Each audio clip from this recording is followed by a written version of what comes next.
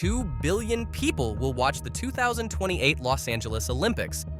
The whole world is coming, and the city is not ready. Right now, underneath Beverly Hills, machines the size of apartment buildings are boring tunnels through solid rock. At LAX, an entire terminal has been demolished and is being rebuilt from the ground up. And in Inglewood, a district that hosts the Super Bowl, the NBA Finals, and soon the Olympics, a train is finally coming.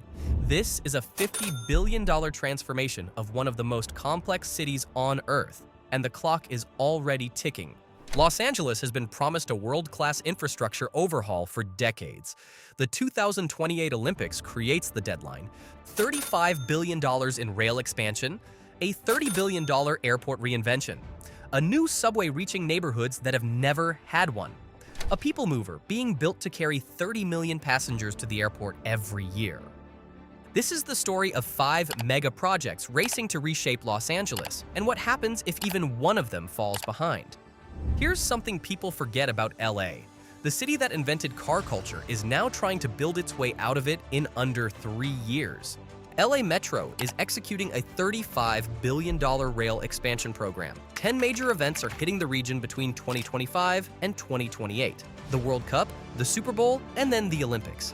And with respect to the Olympics, officials describe it as the equivalent of hosting 7 Super Bowls per day, every day, for more than 2 weeks straight. The infrastructure being built isn't just for the games. When the last torch is extinguished, all of it stays. The tunnels, the trains, the terminals, every dollar spent becomes permanent. 5 projects, 1 deadline. Let's break them all down. Los Angeles International Airport handles 70 million passengers a year.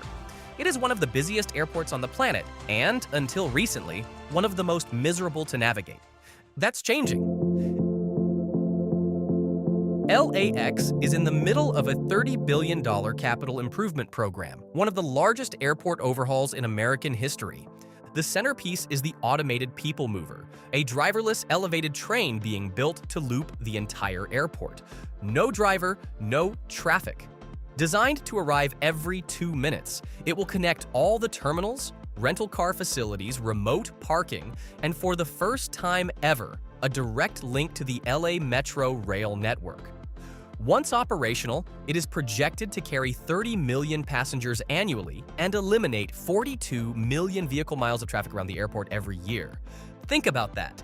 42 million vehicle miles. Gone. Just from one train. The terminals themselves are also being gutted and rebuilt. In late 2025, LAX began demolition and reconstruction of Terminal 5, home to JetBlue and American Airlines. The new terminal will have centralized ticketing, next-generation baggage systems, 2 additional gates, and direct access to the people mover when it opens. $2 billion for one terminal. Meanwhile, Terminal 3, Delta's new concourse, was completed 18 months ahead of schedule. Terminal 4 is being rebuilt. A new Midfield Satellite Concourse is on the way. When it's all done, arriving at LAX will look nothing like it does today. For most of LA's history, you couldn't take a subway to Beverly Hills. The city fought it, sued over it, argued it would destroy the high school. They lost. And now the tunnels are already there. The Metro D line extension, once called the Purple Line, is a $9 billion project drilling a new subway west along Wilshire Boulevard in 3 sections.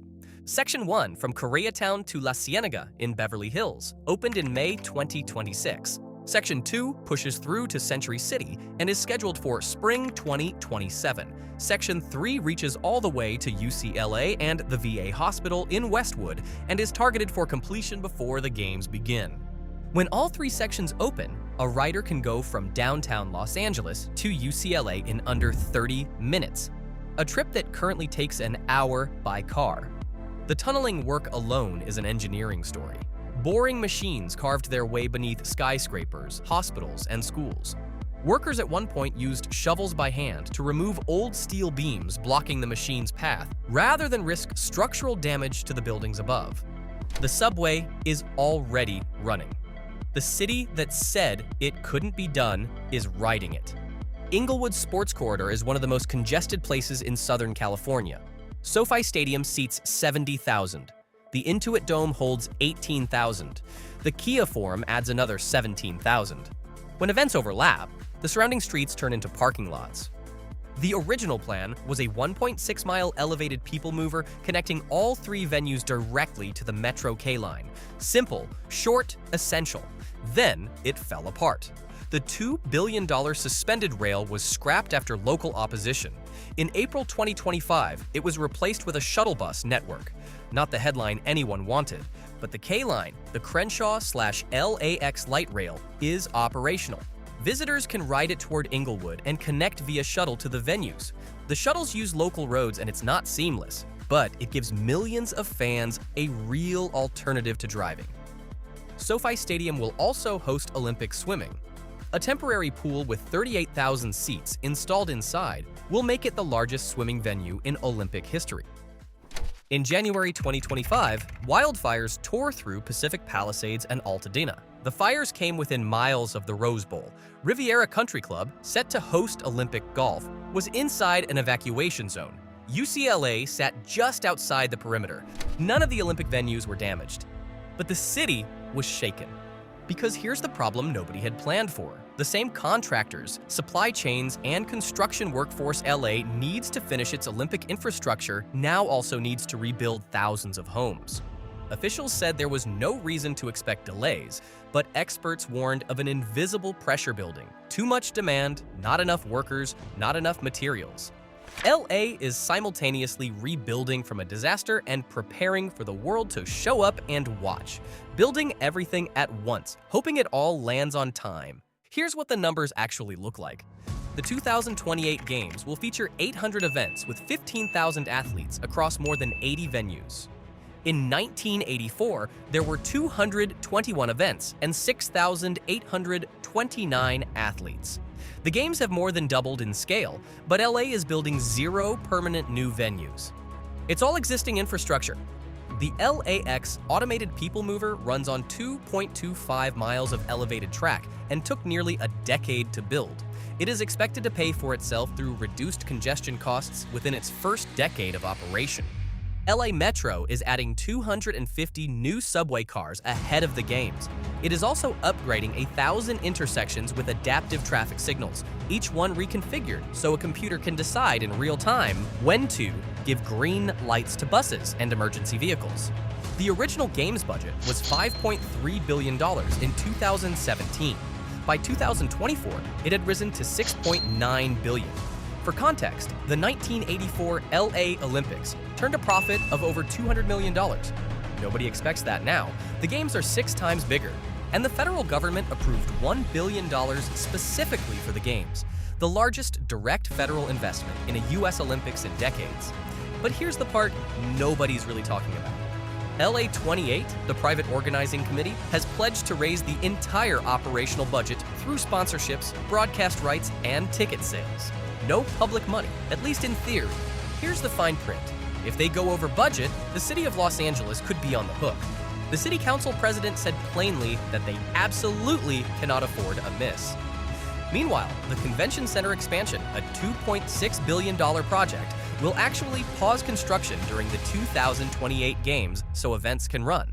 It won't be fully complete until 2029, after the world has already left.